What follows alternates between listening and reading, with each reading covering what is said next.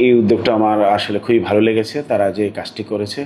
কারণ আমরা জানেন আমাদের মাননীয় প্রধানমন্ত্রী একটা ঘোষণা দিয়েছেন যে ওনার একটা নির্বাচনী অঙ্গীকার করেছেন 25 কোটি বৃক্ষরোপণ করবেন, এবং আমার যেটা মনে হয় সারা দেশের মানুষ এটা খুবই পজিটিভলি নিয়েছে।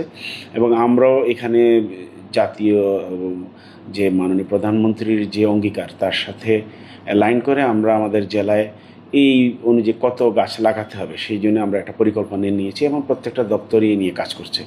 হরিপুরের উপজেলা পরিষদ কর্মকর্তাদের উদ্যোগটিকে আমি সাধুবাদ জানাই এবং এটা আসলে প্রশংসার যোগ্য, এবং অন্যান্য উপজেলাকে আমরা এটা অনুরোধ করব তারাও যদি এই ধরনের উদ্যোগ নেয় এটা সাধুবাদযোগ্য হবে। এবং আমাদের জেলাতেও যদি আমরা এটা করতে চাই কর্মচারীরা তাদেরকে আমরা সাধুবাদ জানাবো। বর্তমান গণপ্রজাতন্ত্রী বাংলাদেশ সরকারের মাননীয় প্রধানমন্ত্রী, ওনার একটা টার্গেট আছে যে উনি 5 বছরে 25 কোটি গাছ লাগাবেন। তারই ধারাবাহিকতায় সারা দেশে প্রতিটা উপজেলাতেই আমাদের বিভিন্ন টার্গেট আছে যে আমরা বৃক্ষরোপণ বিভিন্ন কর্মসূচি গ্রহণ করছি। তো এটা থেকে উৎসাহিত হয়ে আমাদের উপজেলা প্রশাসনের কর্মচারী যারা আছেন তারা একটা উদ্যোগ নিয়েছেন যে একদিনের বেতন দিয়ে তারা একটা বৃক্ষরোপণ করবে। তা আমি মনে করি এটা একটা মহৎ উদ্যোগ।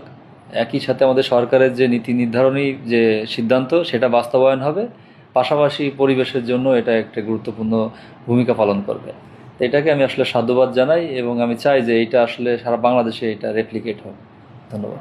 আমরা হরিপুর উপজেলা প্রশাসনের কর্মচারীবৃন্দ সিদ্ধান্ত নেই একদিনের বেতনের অর্থ দিয়ে আমরা উপজেলা পরিষদের আনাচে কানাচে পরিত্যক্ত জায়গায় কিছু বৃক্ষরোপণ করব।